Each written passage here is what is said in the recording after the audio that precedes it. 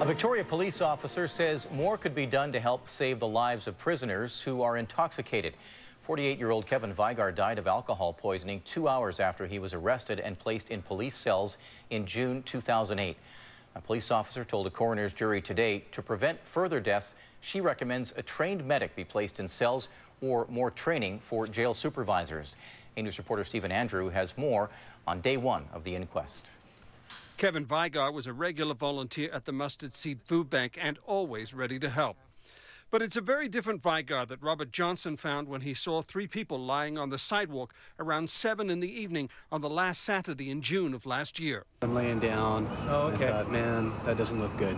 So bad, a coroner's jury learned Vigar had 6 times the legal limit of alcohol in his body. A pathologist told a coroner's jury examining his death that his brain would have stopped working, his breathing would slow, he would have experienced heart problems and died from a lack of oxygen.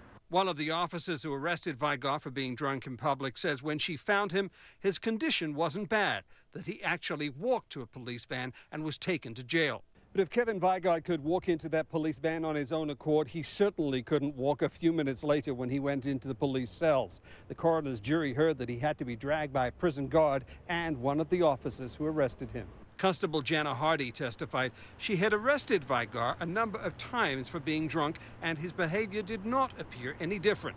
When asked why she didn't take him to the Vancouver Island Sobering Center rather than to police cells, the officer said if Vigar wanted to leave the Sobering Center, there was nothing they could do. The officer testified she believed until Vigar sobered up in jail, that would be the safest place for him. It's a problem that Portland, Oregon discovered for years before it opened the Hooper Center, a regional detox facility named for the last person who died while in police cells after he was arrested for being drunk. Most of the people arrested in Portland for being drunk or high don't go to jail. They are held at the Hooper Center until they sober up, a place where there is 24-hour emergency medical aid if it's needed. We've managed to transition many of our most hardcore offenders through our program and successfully complete drug treatment and move out into the community on their own. It is something the coroner's jury looking into the death of Kevin Vigar could recommend. But looking at the witness list, they may never hear about Portland's success. And Stephen Andrew joins us with more on the story. And Stephen, to clarify, Kevin Vigar died in June of last year. Now, police arrest people all the time for being drunk in public. Do they end up charging them in many cases? Most of the time, Eric, they don't. They just breach them. They arrest them. They hold them in cells until they dry out. And as the inquest heard today, it's often for their own safety.